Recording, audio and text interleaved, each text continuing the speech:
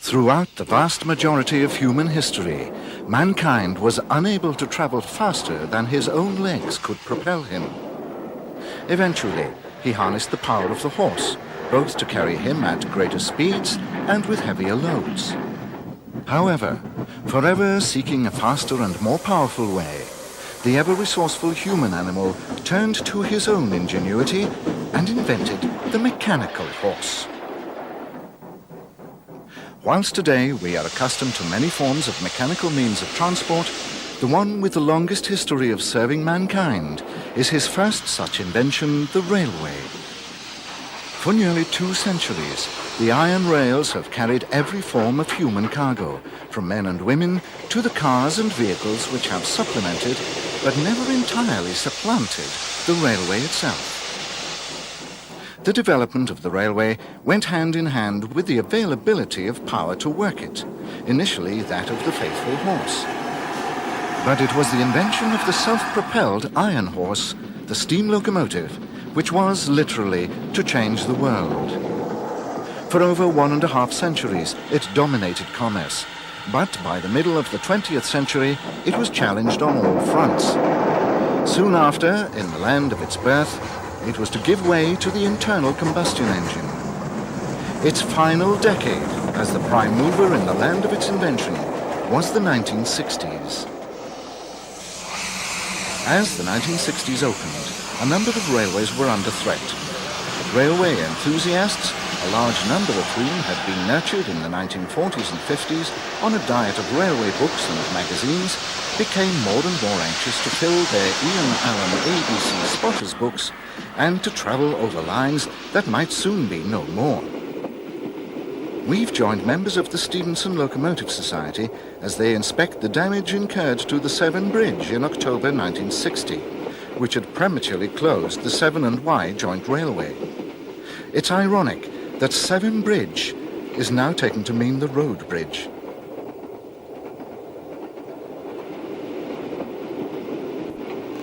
One village in the Black Country was on the Great Western's main line from London to the Mersey, the south end of which we have seen in previous parts of this series. The station was the junction for the branch to Dudley, services to which were withdrawn in 1964. A 5600 tank, a class which survived into 1966, is seen on the main line with through coaches and is followed by a hall. The last of these versatile mixed-traffic engines would be amongst the 1965 withdrawals, as would the large Prairies, the very last built of which is seen at Brierley Hill on the old Worse and Worse line from Starbridge to Wolverhampton. This was the GWR's first main line in the Midlands, but it was closed in July 1962, despite the presence of major industrial sites along the route. Parts were retained for freight use, virtually as extended sidings, but the Great Western's suburban services were decimated. The loss of these routes came at the same time as dieselization, so the steam engine was caught between a rock and a hard place. Even the comparatively modern Merners were withdrawn from 1963 to 1965.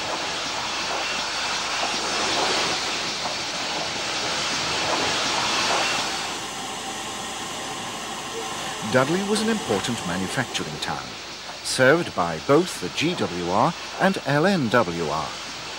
The latter had passed to the London Midland region via the LMS, and from the 1st of January 1963, the old GW lines in the Birmingham area were to follow suit as British Railways altered its boundaries.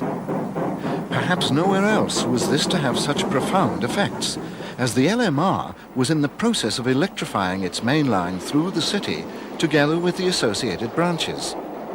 This meant that the GWR lines were to close, as they were regarded as duplicates. The main line itself enjoyed a brief Indian summer, as the closure of Birmingham New Street for complete renewal meant that all London to Birmingham expresses were transferred to this line for a period, using diesels.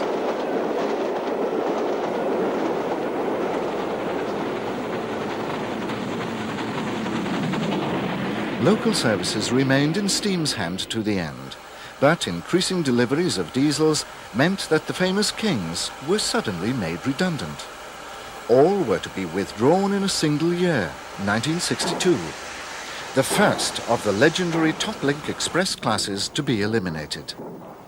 Only the pioneer King George V was to be saved, as part of a national collection of notable steam types earmarked for official preservation. It was actually one of the last three in traffic, being withdrawn in December 1962. With the Kings gone, it was left to the castles to fly the flag for the famous Great Western four-cylinder express passenger locomotive family. They were still being fitted with double chimneys as late as December 1961. But such was the pace of change that the last so fitted, number 5078 Beaufort, was withdrawn 11 months later.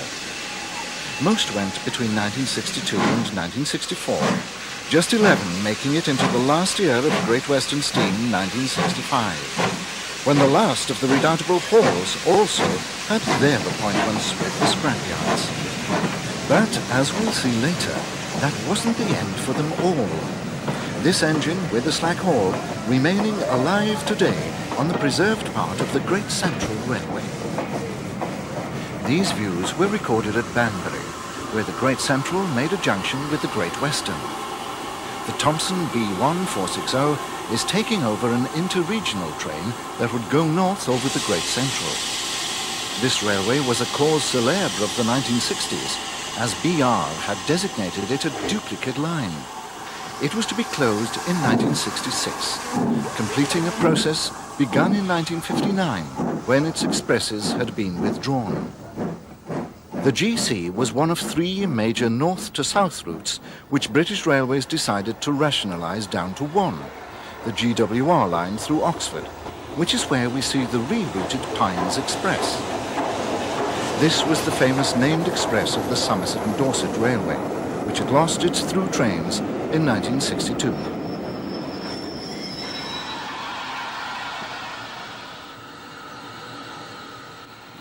The Somerset and Dorset was the second railway cause célèbre of the 1960s. Transferred to the Western region in 1958, its supporters were sure the successors to the GWR were out to get the S&D. Allegations of dishonesty and dirty tricks were aired in the national press.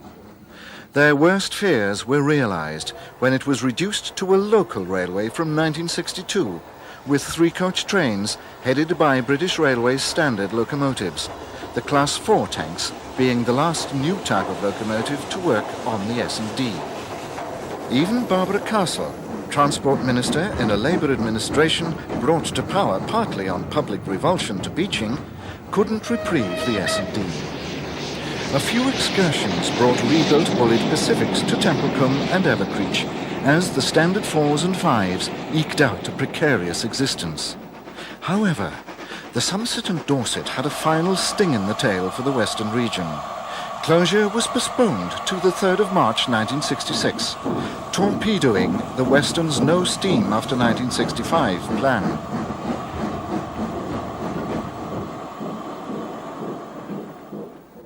Only the southern region appeared to follow the course set by its pre-nationalisation namesake.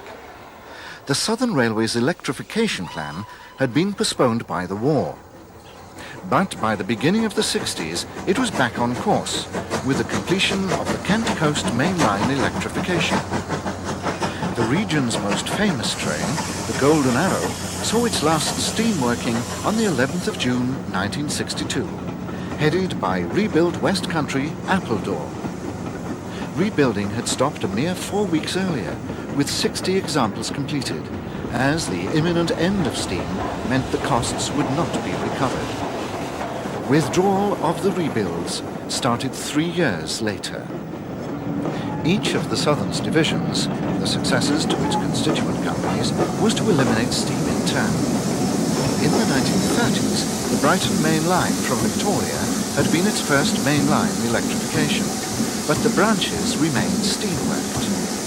It was the reliance on manual labour, whose costs were escalating during the white heat of the technological revolution, That meant steam had to go, the Southern having planned to keep it until all lines could be electrified. The line seen here from Three Bridges to Tunbridge Wells via East Grinstead was a microcosm of Southern planning and BRs. Built by the LBSCR, it was worked in the 1960s by locomotives from both the other constituents, Class H tanks of the southeastern and, seen at Rowfront, Drummond M7s from the southwestern. Stations were, of course, as built by the Brighton, Rowfront boasting a government oil depot, so it had a busy freight traffic as well. The push-pull coaches were 1950s conversions from Mansell Corridor stock, built by the Southern itself, and BR standard tanks were used on the freights and through trains. Most of the station buildings and lineside furniture dated back to the golden age of steam, so their costs had been written off. Only the expense of manpower tipped the costs against railways such as this. Beeching's report, entitled Reshaping the Railways, showed that lines like this were not paying their way. The Southern had proved that the Sparks effect of electrifying lines and incorporating them into an integrated system could pay dividends. But such thinking, and the capital costs involved, was anathema to a government intent on closure rather than development. It's probable that if events hadn't overtaken it, this line would in due course have been electrified. As it was, its final 3 years saw the Southern region's diesel-electric multiple units drafted in, these being effectively a self-powered version of electric stock. The last H's and M7s went in 1964, the railway itself closing on the 2nd of January 1967, except for the Three Bridges to Rowfront section, kept for the oil traffic. The Southern entered the 1960s with all the steam locomotive classes which it had built intact, except the King Arthurs and L1s, both of which were affected by the arrival of the standard classes and the Kent electrification. The latter released many comparatively modern locomotives for use on the Western Division, including substantial numbers of the versatile Mansell Moguls of classes N, N1, U and U1, all of which looked very similar.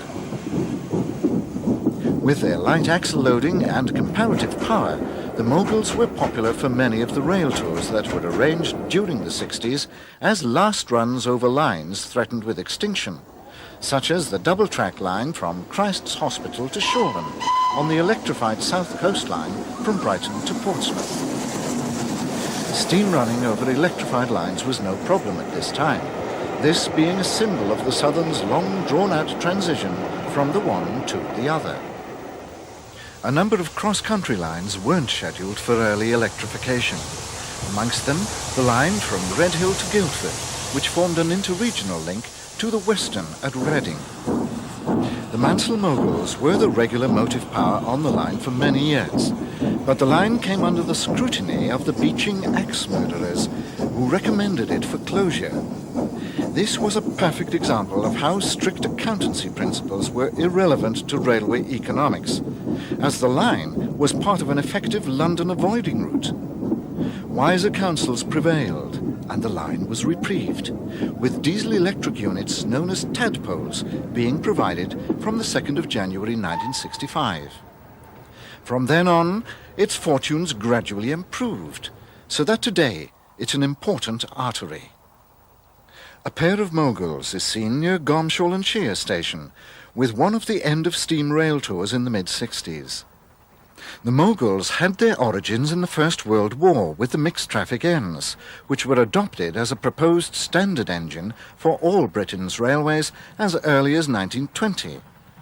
100 of these were manufactured at Woolwich Arsenal in 1920 as kits of parts. When the proposed nationalisation was turned down in favour of the 1923 grouping, 50 of the locomotives were bought by the Southern Railway and assembled at Ashford. From these came the general nickname of the class, Woolworths. They certainly didn't live up or down to this name, the first not going until 1962. Only one of the 80 Ns escaped the scrap man. whilst 4 of the passenger variant Class U survive today. The last of all was 31639, seen on a final rail tour with the last of Bulleid's controversial Class Q1 Charlies, number 33006. The latter was withdrawn in January 1966, but worked on for a few weeks, whilst the U lasted but a few months more, to the middle of June. The last members of the 2-cylinder Mogul classes, there were 3-cylinder variants of both, withdrawn by 1963, are seen at Rowfront, on the 3 bridges to East Grinstead line with another rail tour. They were to be the last pre-grouping design on the Southern.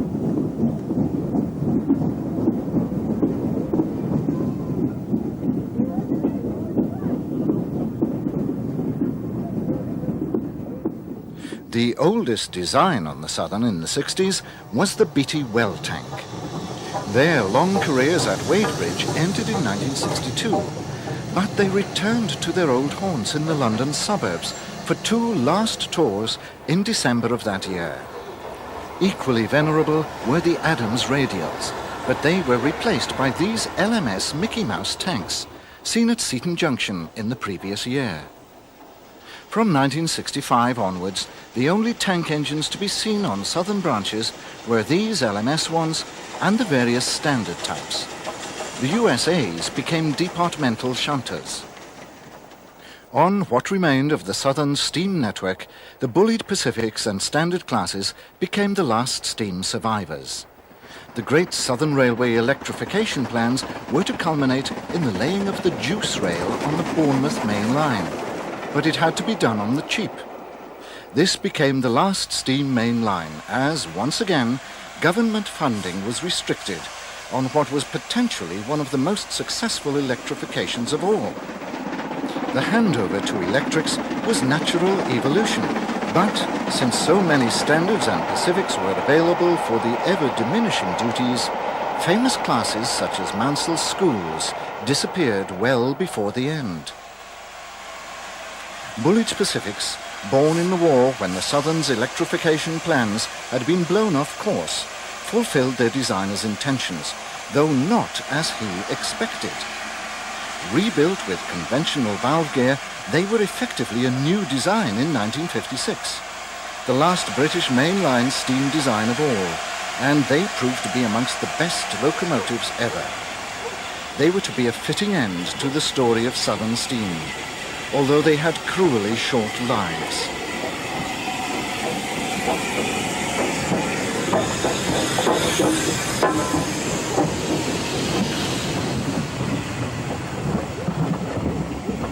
After the Kent Coast electrification was completed in 1961, all the Eastern Division's Bulleids were transferred to the Western Division, so it had 140 Pacifics. The 30 merchant navies were concentrated on the Western Division from the beginning of the 1960s, being used on the heaviest Bournemouth and West of England expresses, the Bournemouth Belle becoming the last steam-hauled Pullman train on the network. It's seen at Basingstoke, still immaculate towards the end of its life, although it would be withdrawn at the same time as the last of the Pacifics in July 1967. The appearance of the Belle wasn't typical of the last days of steam, but this unidentifiable merchant navy was. Nameplates were removed near the end, leaving just the backing plates, and cleaning was abandoned.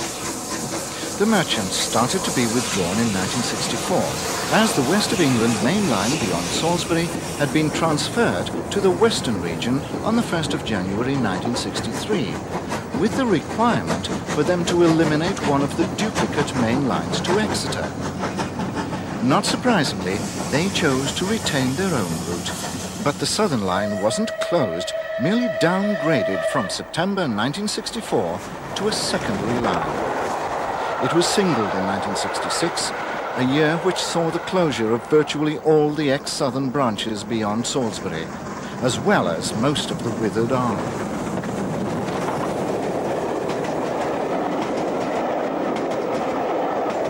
The Southern continued to run steam semi-fasts to Salisbury right until the end of 1967, still using the famous head code displayed on this original West Country.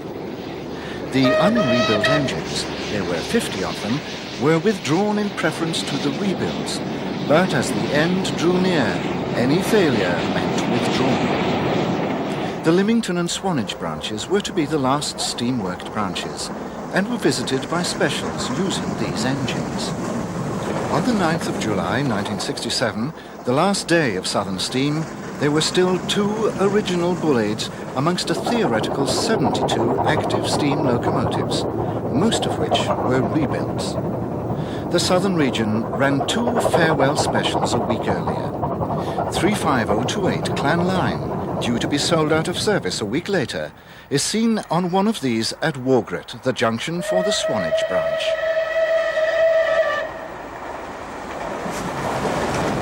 Steam was now disappearing rapidly all across the system. We next turn to the eastern and northeastern regions, reunited in the decade as the Eastern Region. From the hotel fire escape overlooking York Station, we see a northbound express leaving behind an A3 at the beginning of the decade.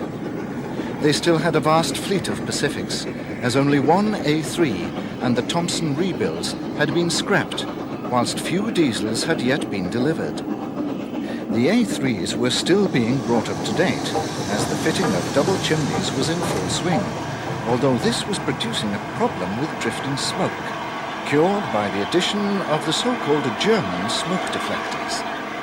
The venerable old war horses were still employed on top-link duties at this time, although the Eastern had drawn up its dieselization plans. The latter was based on 22 Deltics replacing 55 Pacifics, which at first sight would leave 22 A3s in service. The diesels were due for delivery in 1960, but production delays meant that the first ones didn't appear until March 1961, too late to have any influence on the summer timetables for that year. However, from the beginning of the winter timetable, some A3s became redundant, but the expected onslaught failed to materialize. Just 6 were taken out of service in that year, the last of the class going in early 1966. Parallel with the story of the A3s is that of their famous successors, the A4s. Most appropriately, Peterborough is again our location as the most famous one of all enters the station with an up express. The badges on her boiler casing reveal her identity even before we see her number, as this is Mallard, the fastest steam locomotive ever. She had achieved her place in history a quarter of a century earlier, on the well-known racing stretch of Stoke Bank, just to the north of Peterborough, and she had been placed on the National Collection List for preservation when withdrawn. This took place a few weeks after this shot was taken, in April 1966. The Eastern region had comparatively little requirement for the larger British Railways standard classes, although it made good use of the 9F freight engines and their turn of speed. The East Coast Main Line was well served by the indigenous locomotive types, which were to give way to diesels during the 60s. The A4 class remained on top-link work until displaced by the flood of brush-type 4s, a class developed at the instigation of the Eastern region. As they lost the prestige work, the streamlined Pacifics were cascaded onto other duties, such as semi-fasts, which they proved quite adept at handling. Denied the funds to electrify their main lines, the Eastern authorities had embarked on a more gradual approach to the elimination of steam than the Western and Southern regions. But they were to dispense with their last steam engines on the last day of 1967. Before that date, a number of specials were run to commemorate the great days, members of the A4 class being especially popular for these duties. This is number 19. They were usually referred to by the last 1 or 2 digits of their numbers. Bittern, transferred south for a rail tour. The engine that follows, number 9, Union of South Africa, was, like Bittern, one of those which found employment on the Scottish region's Glasgow to Aberdeen expresses, which provided a true Indian summer in the mid-60s for these great engines. Their rundown paralleled the A3s, 5 going in 1962, although 6, including these 2, worked into 1966 from Aberdeen's Ferryhill shed. Naturally enough, they were popular for preservation, and both were to see a new lease of life on withdrawal. 15 of the class had been withdrawn by the end of 1963, all from sheds in England. Gateshead retained 2 more until their withdrawal in the spring of 1964, but half of the class was to work in Scotland. The filthy state of New England's Miles Beevor in the summer of 1963 was sadly typical of the period. Seen on Newcastle's famous crossings, this engine would be one of the Scottish transfers, lasting until just before Christmas 1965.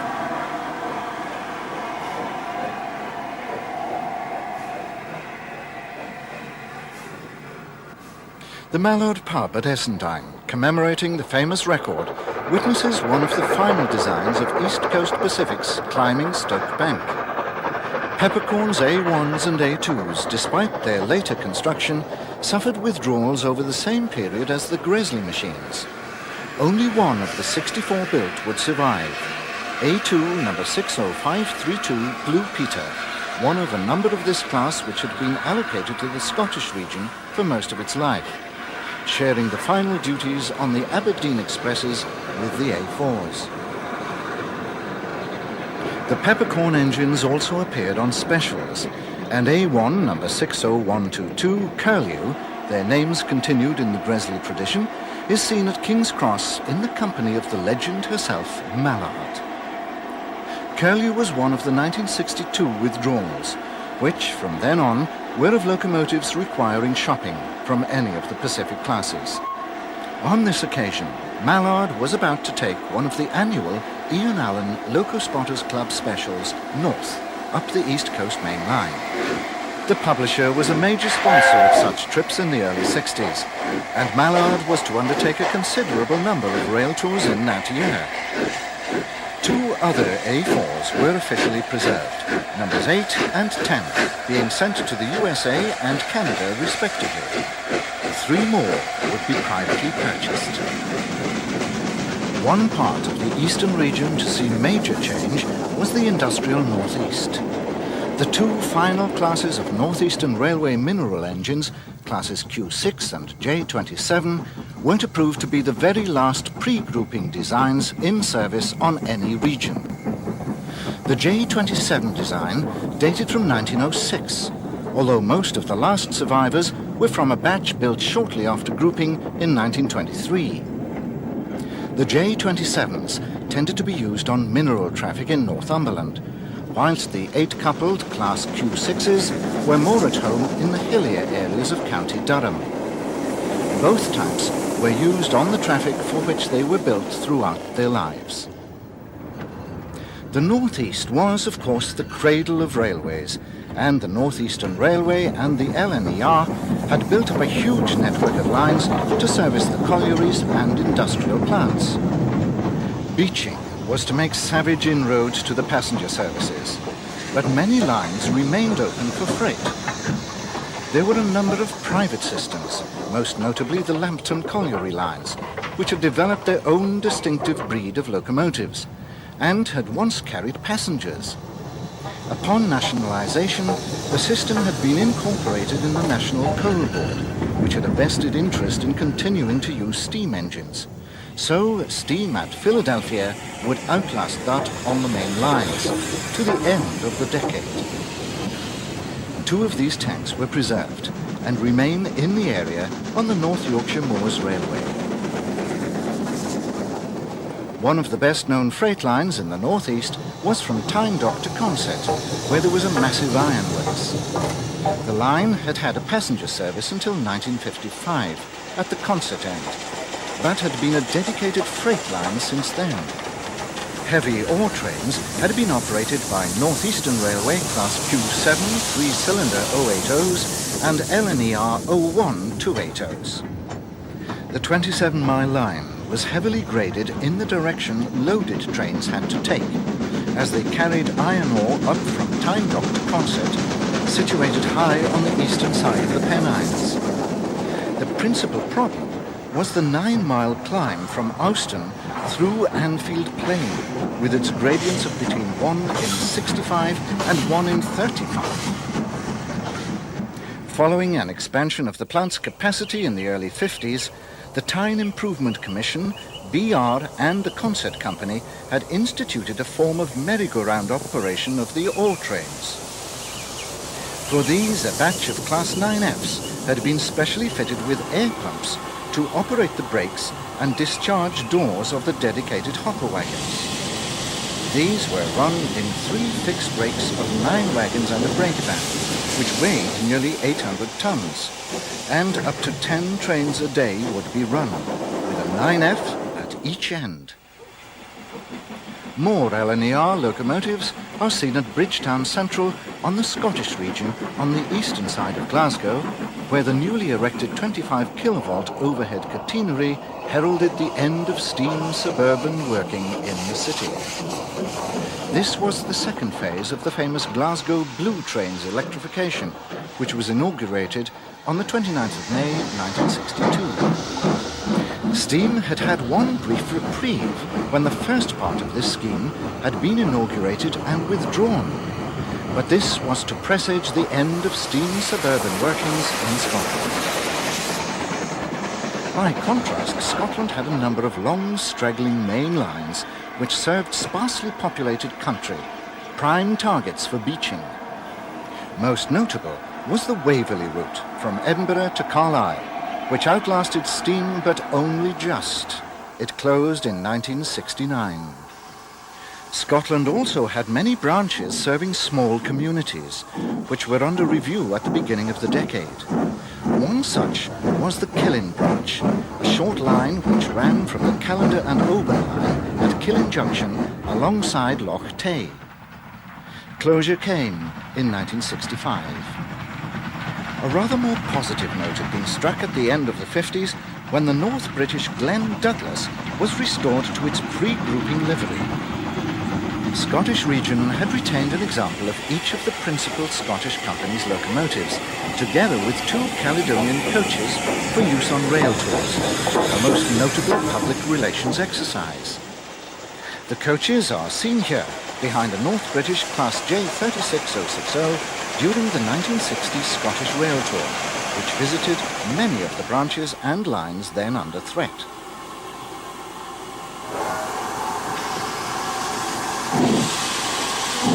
The British Railways standard classes had been a godsend for the Scottish region's former LMS lines. The Class 4s are seen on the Port Road from Dumfries to Stranraer, which stretched across the southwestern part of Scotland. The branches went in 1964, and the main line, condemned by beaching, went in 1965. Boat trains to Stranraer Harbour for the Irish traffic were diverted to take the long loop via Ayr and Kilmarnock.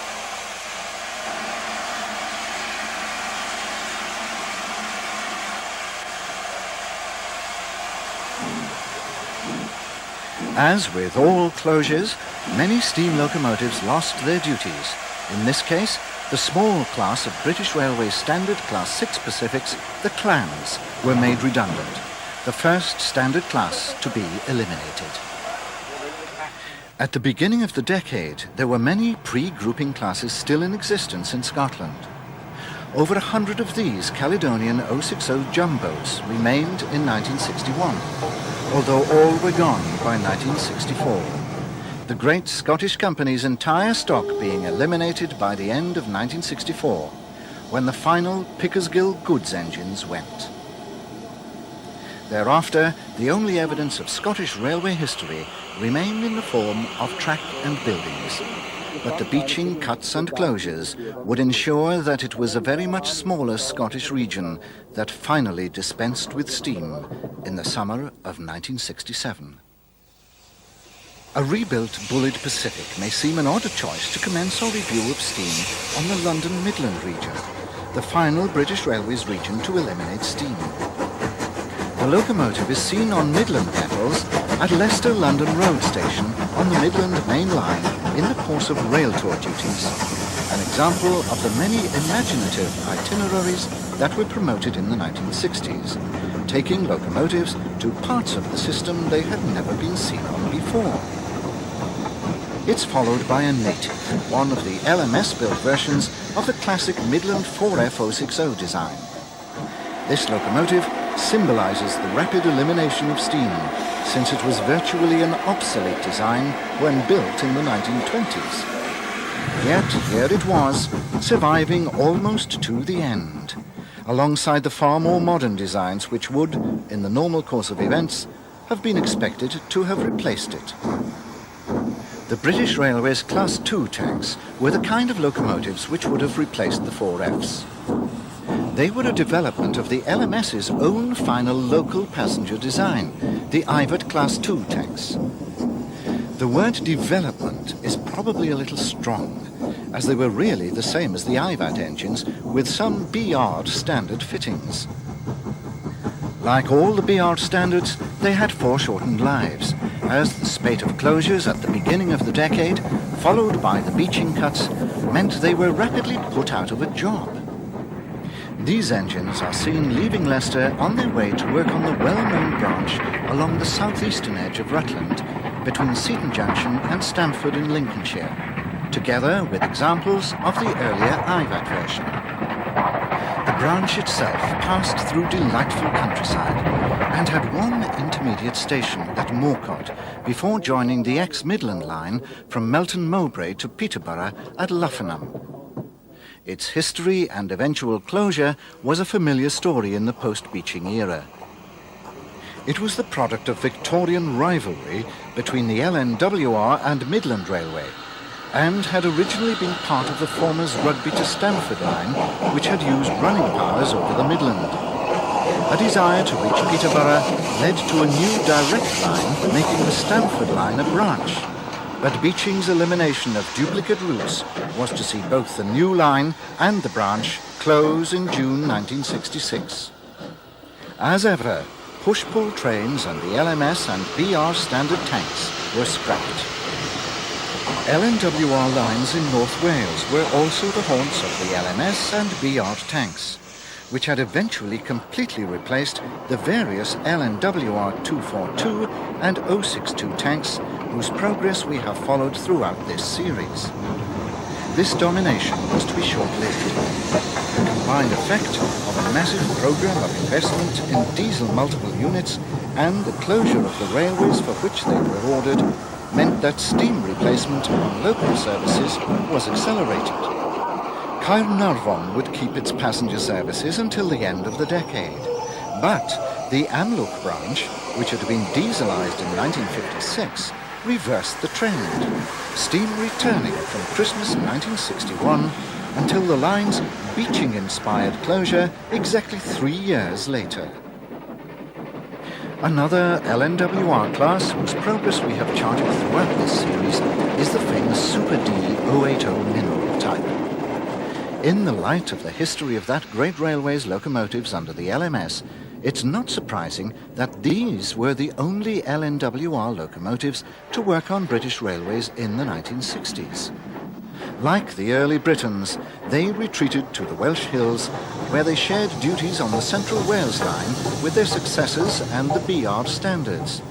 But by the beginning of 1964, there were only 5 left out of the original 502 engines. All would be gone by the end of the year. One would be kept for the National Collection, a fitting example of the LNWR's great tradition, a railway whose heritage had received scant attention. The Central Wales line also remains today, but Beeching and all his cost-cutting successors have tried to close it. It was to be singled and reduced to a diesel multiple unit run basic railway. In 1961, a DMU on the LNWR main line in central Birmingham crosses the Midland main line near Saltley as the Pines Express, before it was diverted away from the Somerset and Dorset, heads north behind the Black 5. Another member of the same class is banked by a 4F towards Camp Hill. The latter class would not be extinguished until 1966. The same Black 5 is next seen entering Walsall station with the Pines having virtually circumnavigated Birmingham. The chocolate and cream coach is virtually the only sign of Western region influence on the S&D's trains. But an ominous shape of things to come is symbolically waiting to take over from the Black Five. Earlier, we saw how former Great Western lines in the Birmingham district were decimated in the 1960s after they had been transferred to the London Midland region. The LMR's own inheritance of services and lines fared a little better, but many of those which served villages and communities outside the main metropolitan sprawl were to be cut back under Beeching and before. Upon nationalisation, the Midlands Birmingham to Bristol main line had fallen within the Western region, but in 1958, lines north of Barnt Green reverted to the LMR. In a form of quid pro quo, the Lickey avoiding route from Barnt Green via Redditch and Evesham to Ashchurch was proposed for complete closure under Beeching, passenger services from the south to Redditch having already ceased whilst the report was drawn up. Wiser counsels prevailed, and it was reduced to a stump to Redditch from the 31st of July 1964. The Cotswolds town of Evesham lost its direct route to Birmingham by these measures, and the Fowler 264 tanks, which had dominated services, were all to be withdrawn by 1966. With freight traffic in decline and the introduction of diesels on the direct main line, it was no longer necessary to keep an avoiding line for the Lickey. But, as we saw in the last volume of this series, it wasn't until the 1990s that banking up the notorious incline could be eliminated. On the Midlands main line to London in the Leicester area, we see freights headed by an 8F and 9Fs. These powerful machines had eventually eliminated the Midlands penchant for double heading, but the railway was still bedevilled with the inheritance of short four-wheeled wagons in the 1960s. Traffic was declining rapidly, and Beeching proposed to eliminate many types of freight traffic, concentrating on long-haul block trains for future growth. The combination of all these changes was catastrophic for the steam railway, as the closures of branches and local stations, the reductions of goods traffic, and the introduction of diesels and electrics all combined to eliminate steam and its infrastructure. Even modern steam locomotive types rapidly became obsolete under these pressures. The main lines were almost as much affected by Beeching as the secondary ones, as the closure of wayside stations eliminated much work.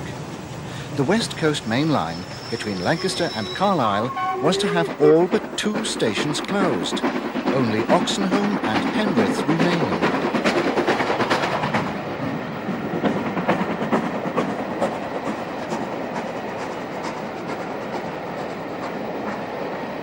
Refuge sidings and the extra pairs of tracks for freight services on quadruple main lines became redundant when most of the freight was no longer there, and what remained travelled at passenger train speeds. Lines such as the Great Central, which had relied on freight for its main revenue, could no longer be justified on passenger traffic alone and were closed. By the beginning of the 60s, it was a purely local line, as the LMR had diverted its expresses away in the late 50s. But they were to transfer some of the superb rebuilt Lawrence Scots here to eke out their days on local passenger duties. Displaced by diesels and electrics from the West Coast main line, they were to be withdrawn between 1962 and 1965. Their final condition mirrored that of most steam engines from 1963 onwards, as they ran unkempt and devoid of their nameplates. The Great Central was to become the last haunt of a number of famous classes in the 60s, as, with closure expected, there were no plans to equip it with diesels. The LNER V2s and the various standard classes, 460s for passenger and 9Fs for freight, were to be its final new locomotive power. As the changes accelerated throughout the decade, steam sheds took on a different appearance. This is Carlisle's famous Kingmore shed, apparently still a hive of activity, with its 8Fs, Britannias and 9Fs all ready for the road. But behind the scenes was a more depressing sight. Rows upon rows of redundant express engines awaiting the scrapman's call. All the famous names were here, from Jubilees to Scots. The march of modernization claiming many victims, witnessed by the yellow stripes on the cab sides, which indicated steam locomotives banned from running under the wires.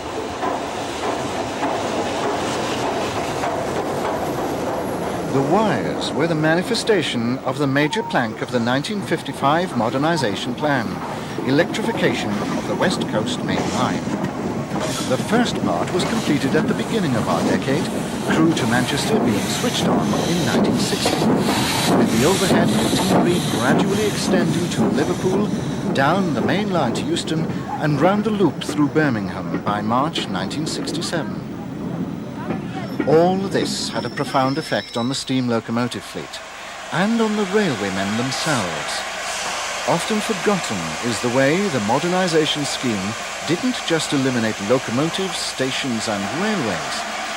Tens of thousands of jobs were to go, with the inevitable loss of morale and pride in the job. Many traditional ranks, such as cleaners, no longer existed, with the result that locomotives quickly became covered in filth. Soot-encrusted steam engines running over lines which would soon be closed or be downgraded to stations without staff were not an attractive way to travel.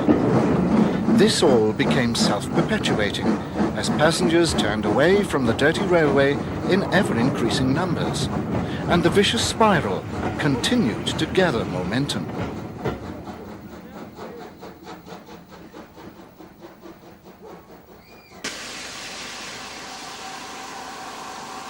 The very nature of steam production from coal was conducive to the emission of soot and dirt, and the elimination of all forms of steam power was an objective of government in the 1960s. The railways were just part of this wider field.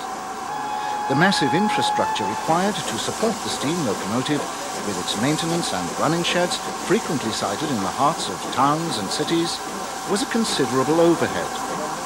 The closure of sheds such as this one at Rugby would release land which could either be sold off to boost the railway's dwindling funds or converted into car parks to cater for the changing needs of those customers it could still attract.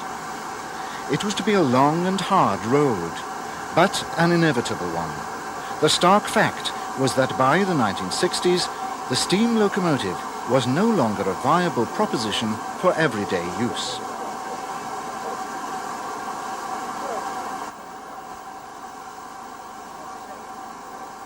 The London Midland region was to be the very last bastion of steam on British railways, its carefully integrated steam fleet being run down through most of the decade. The most notable victims of the electrification were to be the much-revered Stania Pacifics, withdrawal of which began with the Princesses in 1961 and 62.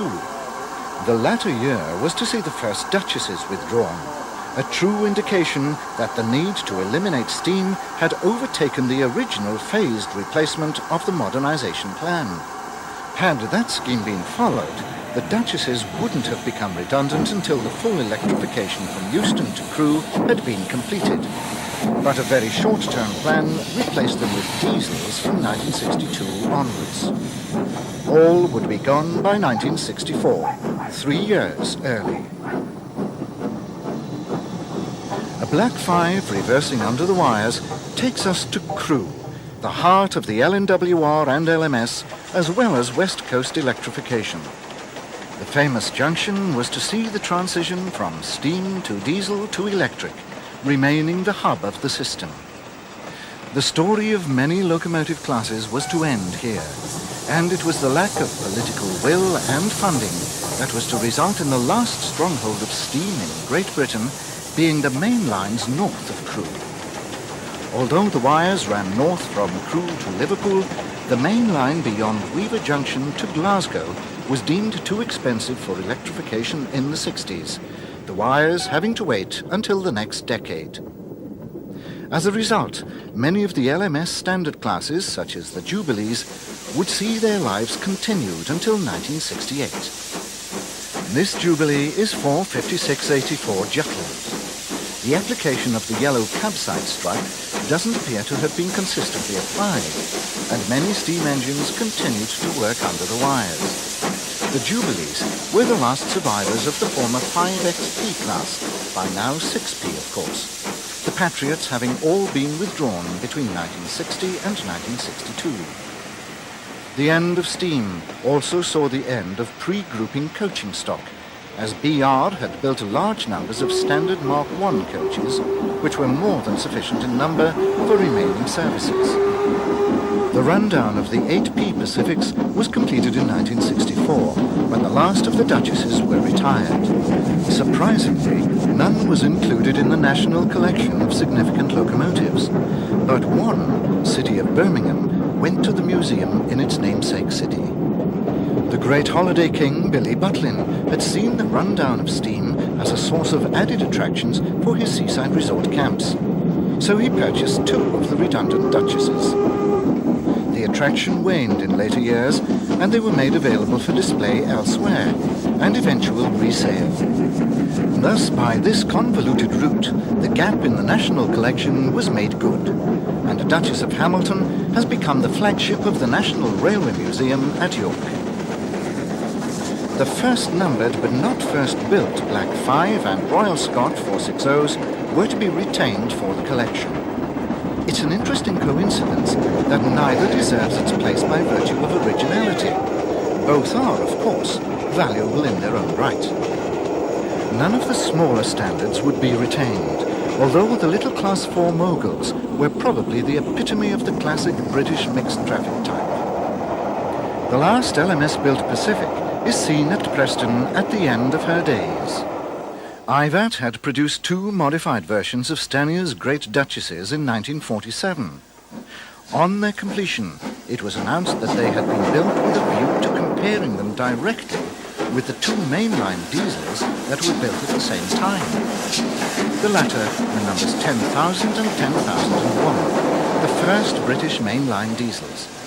The result of the contest was never revealed, but by 1964, diesels had ousted the Duchesses over Shap. The picturesque Pennines would be amongst the last haunts of the British steam locomotive.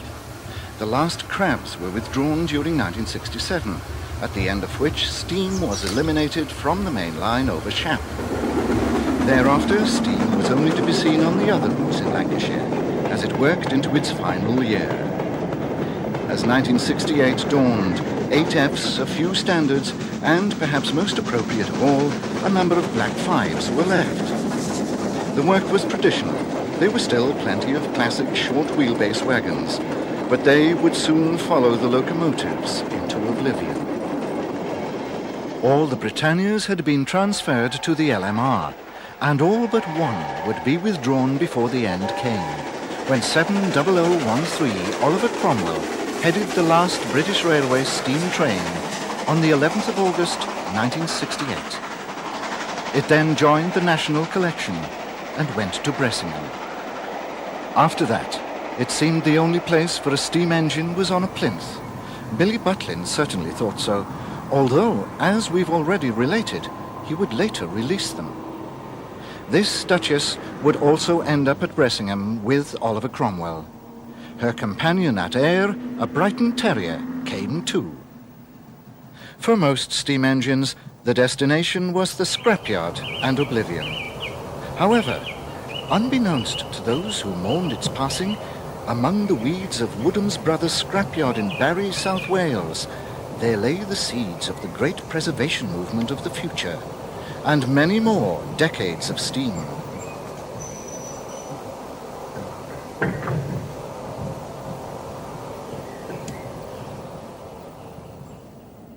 But the Barry miracle wasn't even in the dreams of the 60s enthusiasts.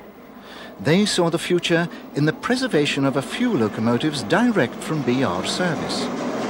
Foremost amongst the active purchasers was Patrick Whitehouse, whose railway roundabout programs on the BBC had done so much to record the last days of steam. Together with a group of like-minded friends, he set up the Birmingham Railway Museum at Tyseley and purchased the last active Great Western Castle-class locomotive, 7029 Clun Castle. From 1965 to 1967, Clun was used on many rail tours, some taking her to places which had never previously seen castles, including Carlisle. Another private purchaser was Lord Lindsay, who bought the last Gresley K4 mogul, the Great Marquis. This also broke much new ground, such as the southern region.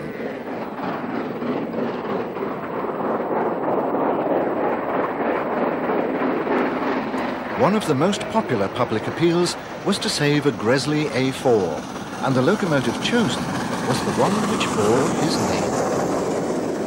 But the most famous survivor of all was to be the last steam locomotive to work on British railways.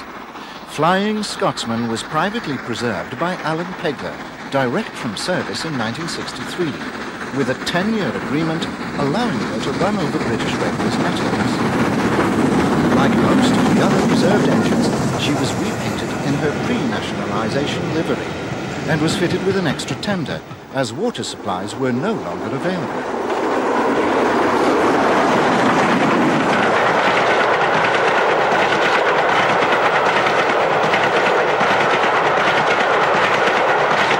When steam ceased on the 11th of August 1968, BR imposed a complete ban on steam, but Alan Pegler's agreement stood firm. So, at the end of the 60s, Flying Scotsman was the only steam engine allowed on BR main lines.